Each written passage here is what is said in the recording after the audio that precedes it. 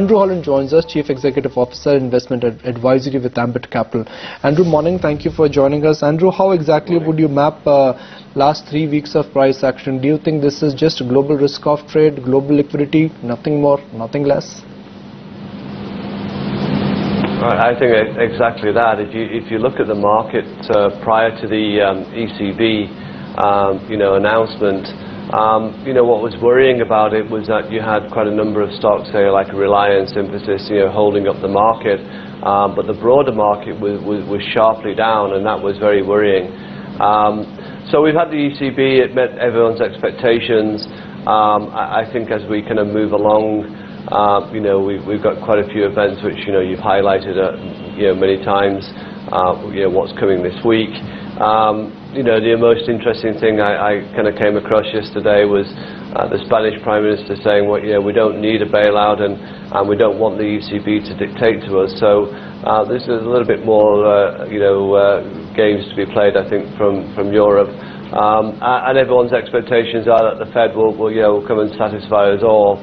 I dread to think what comes after that, because we have to have our kind of dose of liquidity every now and again, and when we go to the elections, I think there's going to be a lot more problems in the US highlighted. So I still think I'm kind of neutral at the moment.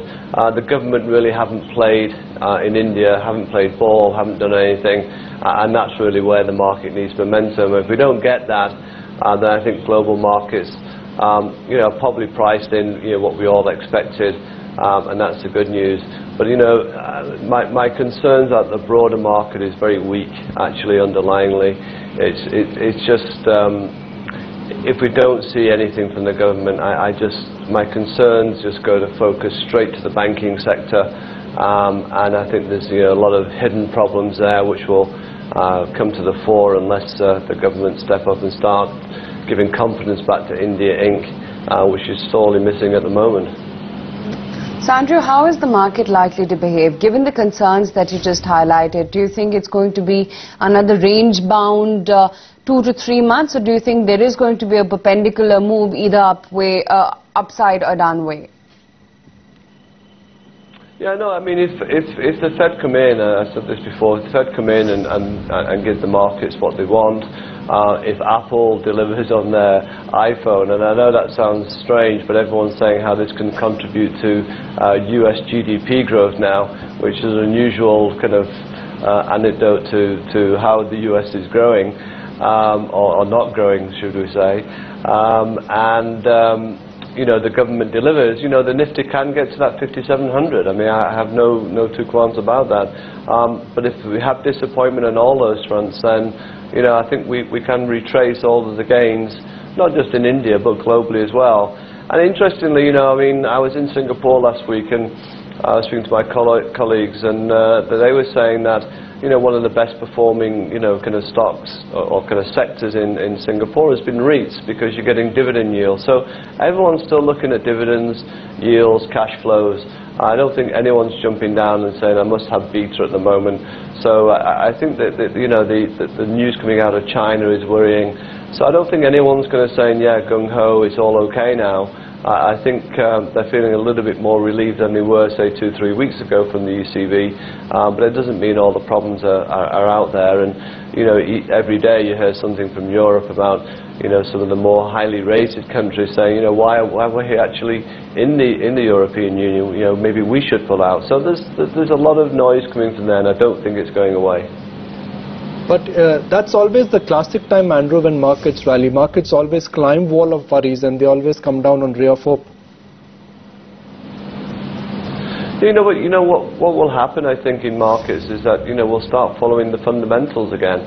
And I'm sorry, but when the ECB tell me that we're going from a target range of GDP of 0.4% minus to I think it was 0.6% plus, and then change that to both minuses, that they're going into recession, and there's going to be a lot of problems still to come through Europe yet. I mean, the austerity programs in Greece are obviously not working, and that's why there's the Troika there trying to work a resolution.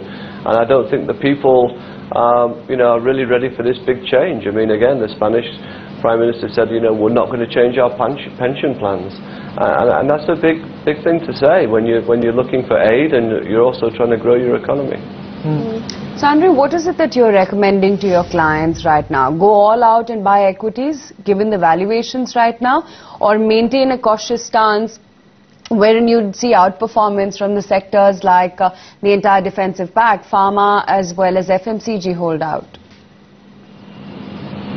Yeah, I said I'm kind of neutral, really. I think, you know, you've had that nice run last week, and, you know, valuations are okay, but, you know, I'm just wondering, I mean, we're all saying that downgrades are over, but, you know, when you're going from 7.5% GDP growth, which most people were forecasting at the beginning of the year, to 5 to 5.5, given all the problems we know about in the mining sector, you know, the banking sector is just, you know, there for the taking in terms of downgrades and restructuring of loans and NPL. So I don't think that story has been played out yet, and that could get quite scary, I think. So I'm more kind of neutral in terms of the global flows. I'm kind of neutral in that the government might do something. But guess what? I'm not going to chase a market where I don't feel fundamentally everything's in place yet. Andrew, when you interact with your clients, what are the sound bites you're picking up from some of your clients? Do they want to buy FMCG, consumer, more of the, you know, defensive stocks on a decline, or now the inclination is to hunt and pick up bargains from the capital goods space or the infra space? No, I mean, you know, India's been attracting flows, and it's very simple. India's the, you know, the cleanest shirt in the laundry basket compared to anywhere else, because, you know, we're seeing what's happening in China.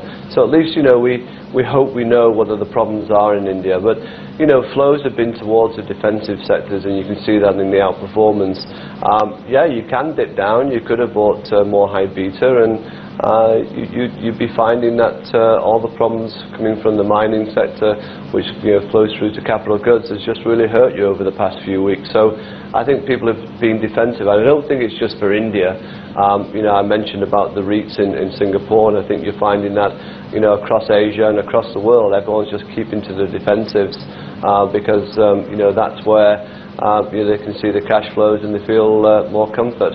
But I don't think that you're going to start seeing beta come in yet until really you feel that the European Union is on a pace where you can see growth at 1 to 2 years out, and that's certainly not the case at the moment. Andrew, there is a CCPA meet lined up this evening, and there are talks that there is going to be a diesel price hike to the tune of about 5 rupees per litre. Do you think that is going to instill some upside into the markets in the near term, or because of the back and forth, this is something which is already priced in? Yeah, I mean, we've been waiting and waiting and waiting. As soon as Chidambaram took over as the finance minister, that was the first thing that we came up and said. So yes, part of it's been priced in, but, you know, it really then is what's the words there afterwards, in terms of, you know, are we going to see FDI in retail, are we going to see FDI in aviation, and these things I think would then give foreign investors you know, a lot more hope that the government's getting back on its front foot, or back on any foot, and we'll keep the markets where they are. But you need global factors as well to help that situation. So I said that's why I'm kind of fairly neutral at the moment. I'm not overly excited about what the government can do, because we've been waiting for so long now, and it's pretty much priced in. But with global liquidity coming in, you could get that extra push for the markets. Andrew, but the bottom line here is that Indian markets still have got about $13.5 billion of fresh inflows. If you look at the India story, and if I keep on reading global reports, the kind of, you know, bad PR Indian markets or Indian economy has got in last 6 months, are you a bit surprised with this liquidity love? No, I think it's you know, what I was saying before is that, you know, when you look around the rest of the world, and you look at China, say you've got a BRIC fund, you know, there's problems in other countries which are really starting to come to the fore. So I said India becomes the cleanest shirt in the laundry basket, you know, when you're looking at, you know, where the potential pitfalls could be. So yes, India's, you know, with the problems, fortunately because of all the bad press, are pretty well known. and everyone's going to tune over them. Whereas I think the noises coming out of China and the data coming out of China, I don't think people were really expecting that over the over the past month or so. So it's been change in status there as well. And of course, if you expect commodity prices to fall, then Brazil and Russia have their own problems too. And Korea is a warrant on worldwide growth, of which we're not seeing. Well, of course, in the light of what's happening in other markets, India clearly seems to be standing out. Andrew, I'm sure some of your clients are also curious to understand that what will be the outcome of CAG report and what is the future for companies like Sterlite Industries, JSPL, Monnet Ispat, companies which have been named in the CAG report. So how exactly are you addressing your investor queries when it comes to private power companies? Yeah, well, I mean, in terms of our stance has been that, we've not liked the commodities sector for some time now, mainly on the back of what's been happening in China, what's been happening in Europe. So therefore, we've avoided those sectors. Yeah, you can look and say I can bottom fish at some stage, but when these extra events come in, you might as well just stay away and let the dust clear before kind of moving back. And that's exactly what we're doing. We'll just wait. We don't need to rush. We don't need to try and think about or second guess what any report might do. We'll wait and see what those reports come out and actually say, and then take a view on those companies then. But it's when you want fundamentals. These are completely outside of the fundamentals of these sectors.